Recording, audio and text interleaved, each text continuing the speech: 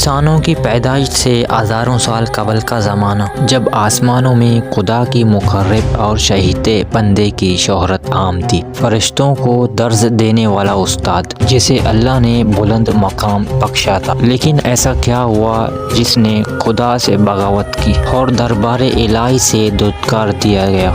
حضرت آدم کے دنیا میں آنے سے قبل آسمان پر دو قسم کی مخلوقات رہتی تھی، ایک نوری اور دوسری ناری۔ نوری مخلوق نور سے پیدا کیے گئے فرشتے ہیں جو آسمانوں میں رہ کر دن رات عبادت الہی میں مصروف رہتے ہیں۔ ان کے یہاں نہ ہی عورتیں ہوتی ہیں اور نہ ہی ان کی نسل چلتی ہے۔ ناری مخلوق جنات ہیں جو آگ سے پیدا کیے گئے، یہ زمین پر رہتے ہیں۔ ان کے یہاں عورتیں بھی ہوتی ہیں اور ان کی نسل بھی خوب پھیلتی ہے۔ جنات میں شر کا مادہ بہت زیادہ ہوتا ہے۔ اکثر لوگ عزازیل کو فرشتہ سمجھتے ہیں، لیکن عزازیل جنات کی نسل سے ہیں اور آگ کی برقتی شعلوں سے پیدا کیا گیا ہے۔ یہ عزازیل کے پیدا ہونے سے 1.5 لاکھ سال پہلے کا واقعہ ہے۔ اس کے والد کا نام چلیپا اور ابوالگوی ان کے کنیز تھی۔ چلیپا کا چہرہ ببر شیر جیسا تھا۔ وہ بڑا بہاروب، بہادر اور مکار جن تھا۔ چلیپا اپنی قوم کا سردار تھا۔ قوم اجنا کا ہر جن چلیپا کی دہشت سے خوف کھاتا تھا، اسی لیے اس کی قوم اسے شاشین کے نام سے یاد کرتی تھی،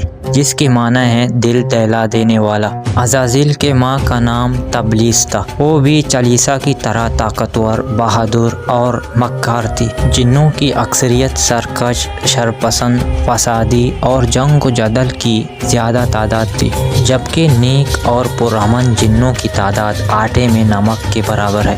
چلیپا اپنے قبیلے کے لیے بہت جنگیں لڑی اور ایک وقت وہ آیا کہ تمام قبائل چلیپا کے زیر نگران ہو گئے، اور یہی وہ وقت تھا جب چلیپا کی قوم غرور و تکبر میں مبتلا ہو کر سرکشی پر اتر آئی، یہاں تک کہ ان کی جھگڑوں، فسادات اور خون خرابے سے زمین کا رنگ سرخ ہو گئی۔ لہٰذا اللہ تعالیٰ نے اس فساد کو ختم کرنے کے لیے آسمانوں سے فرشتوں کی فوج بھیجی۔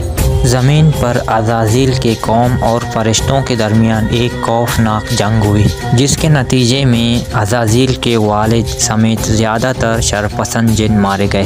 کچھ سمندر پار دور دراز جزائر میں جا چھپے، جبکہ نیک جنوں نے غاروں میں پناہ لے لی۔ اس وقت عزازیل کم سن تھا اور اس تباہی پر ایک میدان میں کھڑا زار و قطار رو رہا تھا۔ اس کے ارد گرد جنات کی لاشوں کے ڈھیر پڑے تھے۔ فرشتوں کا کام ختم ہو چکا تھا۔ وہ آسمان پر اڑتے ہوئے واپس جا رہے تھے کہ اچانک فرشتوں کی ایک گروہ نے عزازیل کو روتے دیکھا تو زمین پر اتر آئے۔ انہیں عزازیل پر ترس آ گیا، چنانچہ ان رحم دل فرشتوں نے حضرت جبرائیل کے ذریعے اللہ تعالیٰ سے عزازیل کو ساتھ لے جانے کی اجازت طلب کی، اور پھر اللہ کی رضا سے عزازیل کو گود میں لے کر پہلے آسمان پر اتر گئے۔ وہاں اس کی تعلیم و تربیت کا بہترین بندوبست کر دیا گیا۔ عزازیل ذہین اور محنتی تھا، اپنا تمام تر وقت عبادت اور ریاضت میں گزارتا تھا۔ اپنے اتالق فرشتوں سمیت سب سے بہت کم بات کرتا، اکیلا ہی آسمان کی سیر کو نکل جاتا اور گھنٹوں قدرت الہی کے راز آئے سربرستہ کو جاننے کی ناکام کوششوں میں اپنا سر کھپاتا۔ وقت تیزی سے گزرتا رہا۔ عزازیل کے سرد روبے نے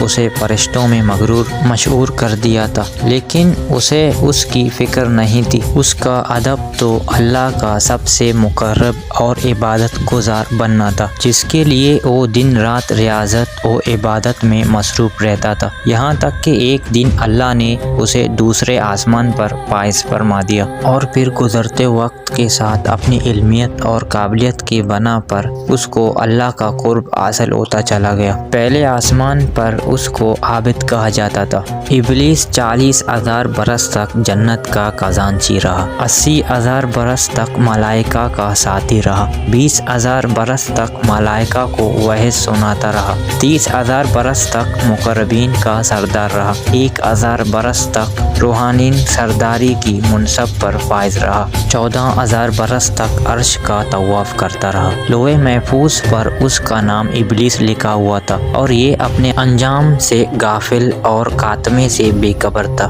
हजारों बरस बीत गए। एक दिन अज़ाज़ील आफ्ते अफलाक की सैर करता हुआ ऊपर पहुंचा तो उसको पता चला कि अल्लाह ताला एक नए मखलूक पैदा फरमा रहे हैं जिसके लिए दुनिया के हर कोने से मट्टी लाई गई है। अल्लाह अज़्ज़ व जल ने आदम के पुतले को अपने दस्ते कुदरत से पैदा फरमाया और ये बगैर रूह के 40 साल तक इसी तरह पड़ा रहा। फरिश्ते जब उसके पास से गुजरते तो घबरा जाते। उनमें सबसे ज़्यादा घबराने वाला इब्लीस था। ये उसके पास से गुजरता तो उसे मारता, जिसकी वजह से उसके जिस्म से ऐसी आवाज़ निकलती जैसे कनकनाती मट्टी की टेकरी से निकलती है। इब्लीस इस जिस्म के मुंह से अंदर दाखिल हुआ और पीछे से निकल आया और फरिश्तों से कहा कि तुम इससे ना डरो, ये तो अंदर से काली है। अगर मैं इस पर मुसल्लत हो गया तो इसे हलाक कर डालूंगा। और फिर वो दिन भी आ गया जब रब्बुल आलमीन ने फरिश्तों से फरमाया कि मैं ज़मीन पर अपना एक नायब बनाने लगा हूँ, वो ज़मीन पर मेरे अहकाम का नफाज करवाएगा। फरिश्तों ने अर्ज़ किया, है परवरदिगार आलम, ये ज़मीन पर फसाद बर्पा करेगा और ये आपस में खून रेजी करेंगे, जबकि हम तो दिन रात आपकी तस्बीह करते रहते हैं और आपकी पाकी बयान करते रहते हैं। अल्लाह ताला ने फरमाया, जो कुछ मैं जानता हूँ वो तुम नहीं जानते। फिर अल्लाह ताला ने आदम को तमाम चीज़ों के नाम सिखा दिए और उन्हें फरिश्तों के सामने पेश करते हुए फरमाया, अगर तुम सच्चे हो तो मुझे उनके नाम बताओ। उन्होंने कहा, तू पाक है, हम तो इतना ही जानते हैं जितना तूने हमें बताया है,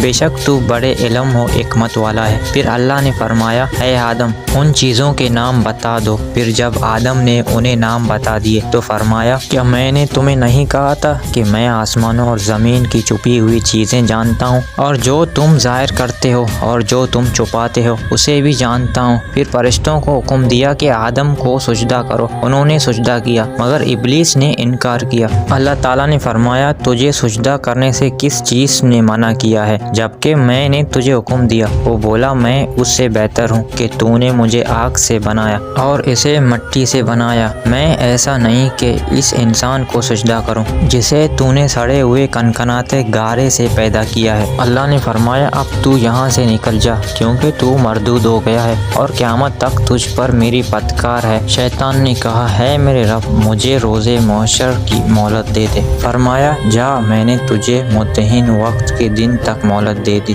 फिर शैतान ने कहा, मुझे तेरी इज्जत की कसम, मैं इन सब को यकीनन बहकाऊंगा, उन पर हमला करूंगा, उनके आगे से भी और पीछे से भी, उनके दाएं जानिब से भी और बाएं जानिब से भी, और आप उनमें अक्सर को शुक्रगुजार नहीं पाएंगे। अल्लाह ताला ने फरमाया कि यहाँ से जलील उकवार होकर निकल जा। उनमें से जो शख्स तेरा कहना मानेगा मैं उन सब से जहन्नम को भर दूंगा। और यूं बारगाह खुदावंदी से दुत्कारे जाने के बाद अज़ाज़ील से इब्लीस बन गया। अपने गुरूर व तकब्बुर और रौनक के बिना पर अज़ाज़ील हज़ारों सालों की इबादत और रियाजत ज़ाया हो गई और उसे अर्श से फर्श पर पटक दिया गया।